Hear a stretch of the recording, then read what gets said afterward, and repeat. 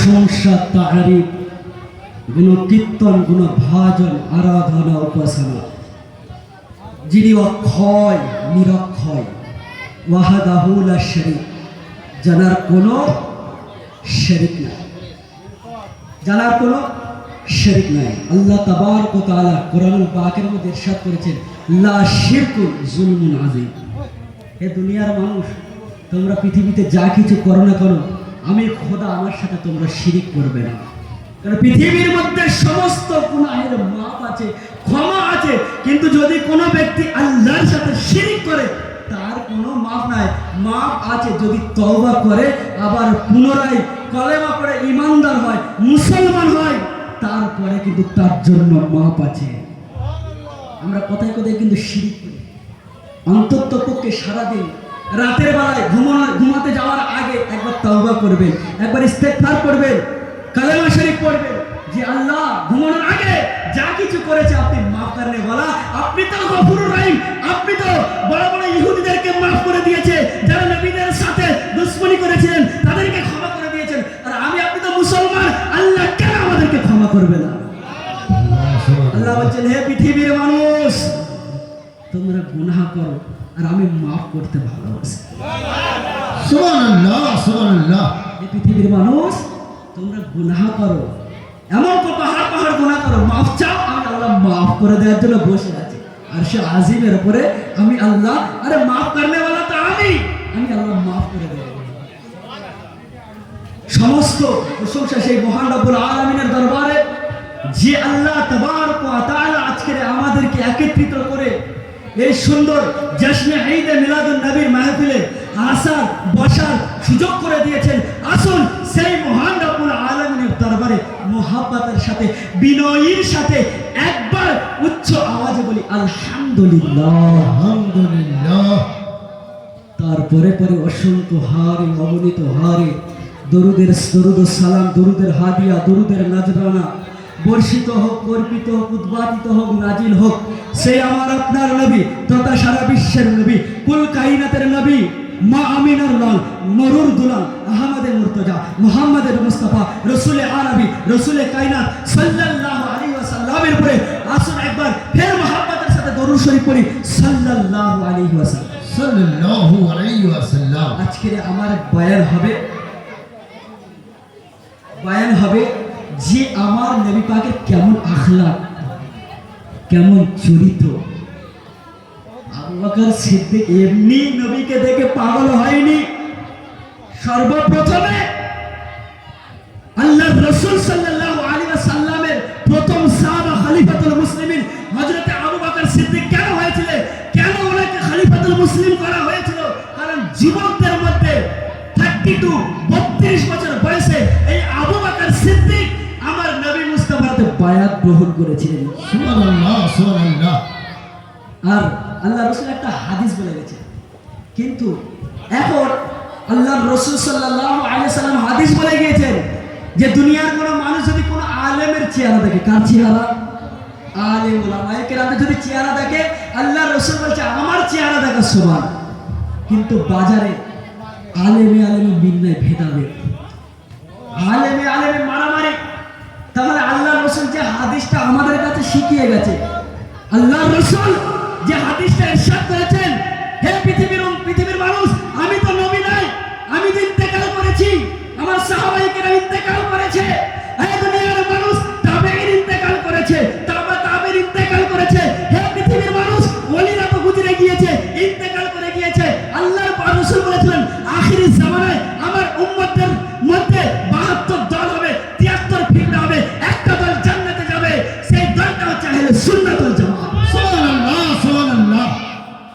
আল্লাহ রাসূল হাদিস বলে গিয়েছেন, হে পৃথিবীর মানুষ, যদি কোনো ব্যক্তি একটা আলেমের চেহারা দেখে, আচ্ছা পৃথিবীর মানুষ, আপনারা তো আম মানুষ, সাপোজ বলছি, আচ্ছা আলেমের দিকে যে দেখবেন, পৃথিবীর মধ্যে এমন আলেম রয়েছে, আলেমের সাথে দুশমনি, আলেমে মারামারি। তাহলে আল্লাহ রাসূল যে হাদিসটা বলে গেছে, আমরা কোন আলেমের চেহারা দেখব?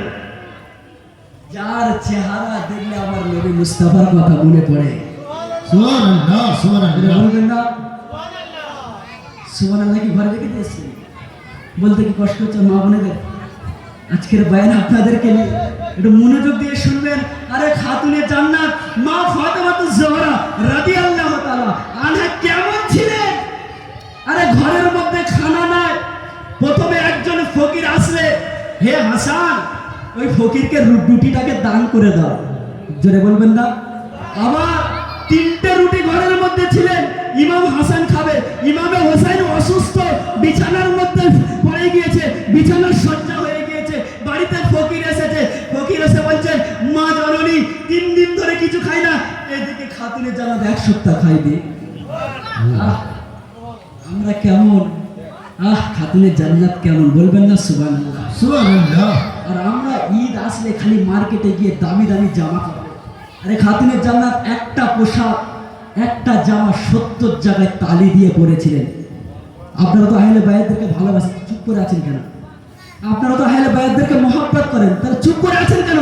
কত কষ্ট করেছে নবী পাকের নামাজা। অত সোজা ইসলাম নয়। আমরা ইসলাম পেয়েছি এজিদের থেকে নয়, আমরা ইসলাম পেয়েছি ইমামে হোসাইন থেকে। সুবহানাল্লাহ, সুবহানাল্লাহ। হ্যাঁ, ঘরে ঘুমিয়ে থাকলে জান্নাত পেয়ে যাবো, অত সোজা নয়। জান্নাত পেতে গেলে আল্লাহ বলছেন জান্নাতকে তালাশ করো, জান্নাতকে তালাশ করো। আমি যে কথা বলছিলাম যে খাতুনের জান্নাত 1 সপ্তাহ খাইনি, ঘরের মধ্যে 3টে রুটি, 3টে একদিনে 3টে ফকির এসেছে, হে হাসান, হে হাসান তুমি ওই 3টে রুটিকে ফকিরকে দান করে দাও। ঘরের মধ্যে কিছু নাই। হ্যাঁ, আল্লাহ রসুল সাল্লাল্লাহু আলাইহি ওয়াসাল্লাম তার নামাজের কত কষ্ট করেছে। আমার রসুল যখন ইসলাম পেয়েছি, কিন্তু ইসলামের মর্ম আমরা বুঝতে শিখিনি, জানতে শিখিনি। ইসলাম কি? আল্লাহ বলছেন ইন্না দীনা ইনদাল্লাহিল ইসলাম। আল্লাহ বলছেন পৃথিবীর মধ্যে যত ধর্ম রয়েছে, যত ভাইয়ের কম রয়েছে, যত মুসলমান রয়েছে, সমস্ত ধর্মের থেকে আমার কাছে উত্তমতম ধর্ম হলো ইসলাম, ইসলাম, ইসলাম। সুবহানাল্লাহ, সুবহানাল্লাহ। আর ইসলাম পেয়েছি কার থেকে? ইমামে হুসাইন থেকে। আর সেই ইসলামকে নিয়ে আমরা ছেলে খেলা করি। ইসলামের মর্ম এখনো পর্যন্ত বুঝিনি। আমার রসুল যখন তায়েফের ময়দানে চলে গিয়েছে, কোথায়? কথা বলুন, কোথায়? কথা বলুন না, কোথায়? তায়েফের ময়দানে গিয়েছে। আমার রসুল কিসের জন্য? আশায় গিয়েছে, গিয়ে ইসলামের দাওয়াত দিচ্ছে আমার নবী। আরে আমার নবী, একটা ছোট্ট ঘটনা বলি, দুনিয়ার মধ্যে যখন ভূমিষ্ঠ হয়েছে আমার নবীর পৃথিবীর আলো দেখেছে সবে মাত্র, দুনিয়ার মধ্যে ভূমিষ্ঠ হয়েছে, এই গুনাহগার উম্মতের চিন্তা করতেন। বলি সুবহানাল্লাহ, সুবহানাল্লাহ। আল্লাহ রাসূল যখন তায়েফের ময়দানে চলে গিয়েছে, ওই তায়েফের ময়দানে যাওয়ার পরে ওই কাফেরেরা, ওই ইহুদিরা, গয়ের মুসলিমরা আমার নবীকে রক্তাক্ত করেছিলেন, নবীর মাথা মুবারক ফেটে দিয়েছিলেন, নবীর মাথাকে ফেটে দিয়েছিলেন। তবুও আমার নবী তাদের কাছে গিয়ে ইসলামের দাওয়াত পৌঁছেছে। বলি সুবহানাল্লাহ, সুবহানাল্লাহ। আরে আবু বকর সিদ্দিক রাদিয়াল্লাহু তাআলা আনহু কেমন ছিলেন? আশায় এসে বলছেন, আশা, কত আশা।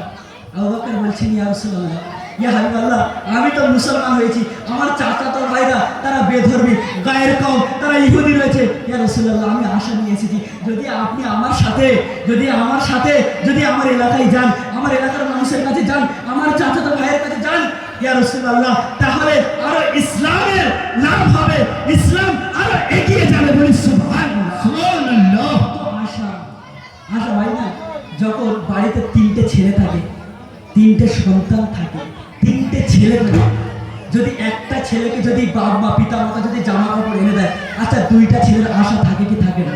আরে কথা বলুন, থাকে তো, যে আমার বড় ভাই পেয়েছে, যদি আমরা 2 ভাই পেতাম তাহলে আমাদের খুব ভালো হতো, ঈদে মজা করতাম, ঈদে আনন্দ করতাম, খুশি মানাতাম। আবু বকর সিদ্দিক আশা নিয়ে এসেছে জামা কাপড়ের জন্য নয়। ইয়া রাসূলুল্লাহ, ইয়া হাবিবাল্লাহ, হুজুর আমার এলাকার মানুষ তারা ইসলাম থেকে বার হয়ে গেছে, তারা ইসলাম ধর্ম, আমি চাই আমার চাচাতো ভাইরা তারা ইসলাম ধর্মের মধ্যে আসো। ইয়া রাসূলুল্লাহ, যদি যান। আবু বকর সিদ্দিক যখন আমার রাসূলের পাক সাল্লাল্লাহু আলাইহি ওয়াসাল্লামকে সাথে করে যখন আবু বকর সিদ্দিক রাদিয়াল্লাহু তাআলা এলাকার মধ্যে চলে গেলেন, এলাকার মধ্যে যাওয়ার পরে আমার রাসূল যখন আবু বকর সিদ্দিক যখন ইসলাম দাওয়াত দিচ্ছেন, খোদার কসম ওই ইহুদিরা, ওই গায়ের কওমরা, ওই গায়ের মুসলিমরা আমার রাসূলের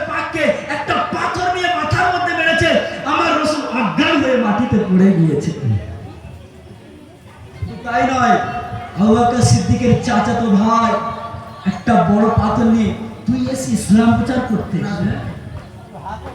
তুই এসে ইসলামের দাওয়াত দিতে, তোকে আমরা শেষ করে দেবো।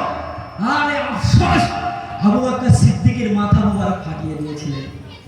যখন ফাটিয়ে দিয়েছেন, আমার রাসূল আস্তে আস্তে যখন জ্ঞান ফিরেছে, অজ্ঞান হয়ে গিয়েছিলেন, ওই অবস্থায় রাসূলের পাকের দরবারে এসেছেন। যাওয়ার পরে রাসূল নিজের দরবারে হাজির হয়ে গিয়েছেন, উপস্থিত হয়ে গিয়েছেন।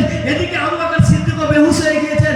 যখন জ্ঞান ফিরে এসেছে, দেখছেন আমার রাসূল নয়, আবু বকর সিদ্দিক আর থাকতে পারলো না, আর থাকতে পারলো না। মাতার কাছে গিয়ে বলছেন, মায়ের কাছে গিয়ে বলছেন, অঝর নয়নে কাঁদছেন, হে আম্মি জান, হে আম্মি জান। তারা আবু বকর সিদ্দিক রাদিয়াল্লাহু তাআলা, আম্মা জান ইহুদি ছিল, গিয়ে বলছেন, আম্মি জান, আম্মি জান, আমার কি হয়েছে আমি দেখতে চাই না। আমার চাচাতো ভাইরা আমার নবী মুস্তাফা সাল্লাল্লাহু আলাইহি ওয়াসাল্লামকে মেরে মাথা ফাটিয়ে দিয়েছে। আমার নবী কই? কথা বুঝতে পারছেন? আমার কথা কে কে বুঝতে পারছেন? একটু হাত তুলুন। কে কে বুঝতে পারছেন? একটু হাত তুলুন। আপনি বুঝতে পারছেন না? একটু হাত তুলুন দেখি, ভালো লাগবে বলতে। ভালো লাগছে নাকি? না ছেড়ে দেন? ছেড়ে দেবো নাকি? মা বোনেরা আপনারা কাছে কাছে চলে হ্যাঁ, আসুন, সামনে চলে আসুন। কাছে কাছে চলে সেই আসুন। বেপরদা হয়ে গেছে, তারও যায় আসুন, সামনে চলে আসুন। সেই বেপরদা, তার একটু ভালো করে হোক। কারণ সামনে সিট আছে, হচ্ছে যে ভালো ভালো সব সব আসতে বসবে, তোমার কাছে কাছে চলে আসো মা। সামনে চলে আসুন, সামনে চলে আসুন। আপনারা এগিয়ে আসুন, আপনারা সামনের দিকে এগিয়ে আসুন। যারা দাঁড়িয়ে আছে, দয়া করে মেহেরবানি করে একটু সামনে বসুন, নাকি আরো ভালো ভালো বলুন। আমার রাসূল সারাটা জীবন সবাই ইসলামের সামনে সামনে চলে আসো। মা বোনেরা তোমরা চলে আসো সামনে। আমার রাসূল সারা জীবন ইসলামের দাওয়াত দিয়েছে, আর এনাদেরকে আমার বসার দাওয়াত দিতে হচ্ছে। বুঝতে পারলেন? আমার রাসূলুল্লাহ হাবিবুল্লাহ ইসলামের দাওয়াত দিয়েছে, আর আমাকে এনাদের বসার জন্য দাওয়াত দিতে হচ্ছে। আফসোস লাগে এখানে। আরো সামনে চলে আসুন, সামনে চলে আসুন। যে কথা বলছিলাম, ওই আবু বকর সিদ্দিক, তার মাথা মোবারক থেকে রক্ত মোবারক ঝরছিলেন। আবু বকর নিজের চিন্তা করেনি, আম্মা জানের কাছে গিয়ে বলছেন, আম্মি জান, আমার রাসূল কোথায়? আমি এই মুহূর্তে আমার রাসূলকে দেখতে চাই।